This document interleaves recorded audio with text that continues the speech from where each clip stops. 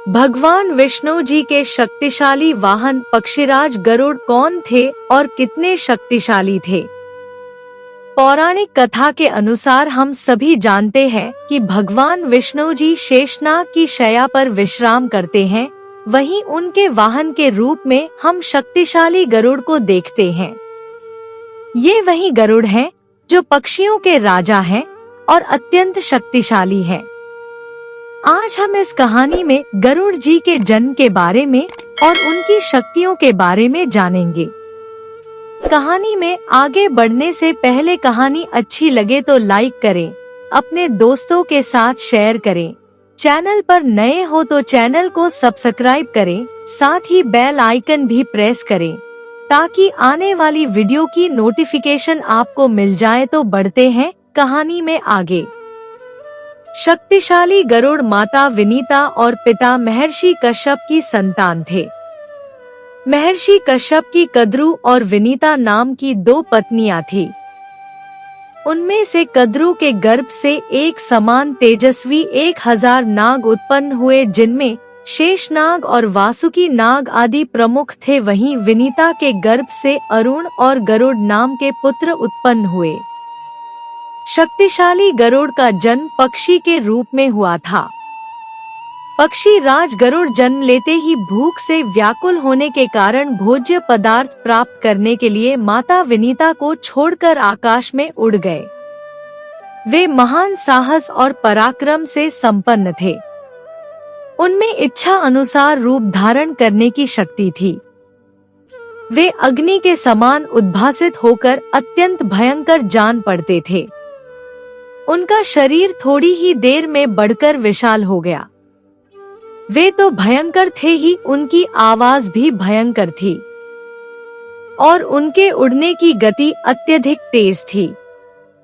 उनको देखकर सभी देवता भयभीत होकर अग्नि देव की शरण में जाते हैं। तब अग्नि देव गरुड़ के पराक्रम और शक्ति का व्याख्यान करते हुए उन्हें समझाते हैं कि ये कश्यप नंदन महाबली गरुड़ हैं, जो तेज में मेरे ही तुल्य है। ये नागों के विनाशक, देवताओं के हितैषी और दैत्यों तथा राक्षसों के शत्रु हैं।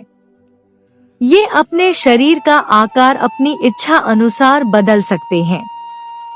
जब विनीता पुत्र गरुड़ को पता चला कि उनकी माँ विंता को सर्पों की माँ कद्रु ने और उसके सर्प पुत्रों ने छल से हराकर अपनी दासी बनाया है, तो इस बात से गरुड़ को बहुत दुख हुआ। तब अपनी माँ के दुखों को दूर करने के लिए गरुड़ सर्पों के पास गए और बोले, हे जीभ लपलपाने वाले सर्पों, तुम ये बताओ कि मैं तुम्हारे लिए क्या लाकर दूं? किस विद्या का लाभ करा दूं अथवा कौन सा पुरुषार्थ करके दिखा दूं, जिससे मुझे तथा मेरी माँ को तुम्हारी दास्ता से छुटकारा मिल जाए। तब सर्पों ने कहा, गरुड़, तुम पराक्रम करके हमारे लिए अमृत ला दो, तो तुम्हें और तुम्हारी माँ को दास्य भाव से छुटकारा मिल जाएगा। उनकी ये बात सुनकर पक्षीराज गरुड़ अमृत लेने के लिए निकल गए।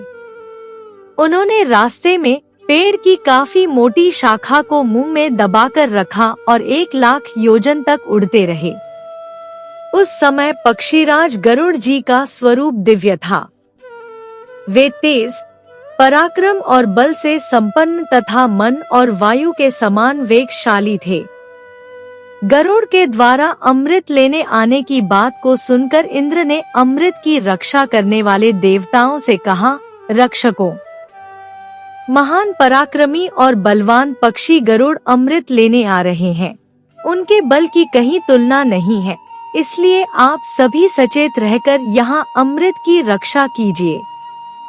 तब इंद्र की बात सुनकर देवताओं ने कवच पहना और नाना प्रकार के शक्तिशाली और अद्भुत अस्त्र शस्त्र लेकर तैयार हो गए। परंतु जब पक्षी राज गरुड़ देवताओं के पास पहुँचे तो उनके बल को देखकर सभी देवता कांप उठे और उनके सभी आयुध आपस में टकराने लगे।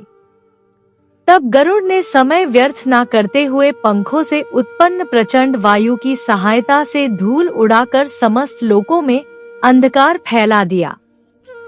जिससे अमृत की रक्षा करने वाले देवता कुछ भी नहीं देख पा रहे थे। तब गरुड़ ने अपनी चोंच के प्रभाव से देवताओं का अंग अंग विदीर्ण कर डाला। तब इंद्र के कहने पर वायुदेव ने अपने वेग से धूल को हटाया, इससे वहां फैला हुआ अंधकार दूर हो गया। फिर सभी देवताओं ने गरुड़ पर परिख, शूल, गदा, सूर्य के समान उद्भासित होने वाले चक्र तथा नाना प्रकार के अस्त्रों, शस्त्रों से प्रहार करना प्रारंभ कर दिया, लेकिन पक्षीराज इससे बिल्कुल भी विचलित नहीं हुए और उन्होंने उन सभी देवताओं को नाखूनों से, चोंच से, पंखों से घायल कर दिया। तब गरुड़ से भयभीत होकर देवता, गंधर्व, वसु, रुद्र और यक्ष आदि भयभीत होकर विभिन्न दिशाओं में भागने लगे।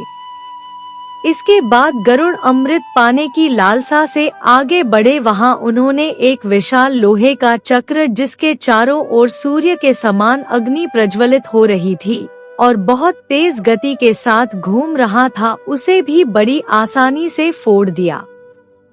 इसके बाद अमृत की रक्षा करने वाले 2 विशाल सर्पों को भी मार दिया और अमृत का पात्र उठाकर चल दिए। वहां से लौटते समय गरुड़ की भगवान विष्णु जी से भेंट हुई। तब विष्णु जी ने उनके पराक्रम से प्रसन्न होकर उन्हें सदैव अजर अमर रहने का और विष्णु जी के ऊपर ध्वजा में स्थित होने का वरदान दिया। इसके साथ साथ गरुड़ ने भी भगवान श्री हरि विष्णु जी के वाहन बनने के प्रस्ताव को भी स्वीकार किया। जब गरुड़ का सामना इंद्र से हुआ, तब इंद्र ने क्रोध में आकर उन पर अपने वज्र से प्रहार किया, लेकिन गरुड़ वज्र से आहत होने के बाद भी हंसते हुए मधुर वाणी में इंद्र से बोले, देवराज इंद्र, तुम्हारे वज्र के प्रहार से मुझे तनिक भी पीड़ा नहीं हुई है, पर फिर भी जिनकी हड्डियों से ये वज्र बना है, मैं उनका सम्मान अवश्य करूंगा और उनके साथ मैं तुम्हारा और तुम्हारे वज्र का आदर भी करूंगा। इसलिए मैं अपना एक पंख, जिसका तुम कहीं अंत नहीं पा सकोगे, उसका त्याग करता हूँ।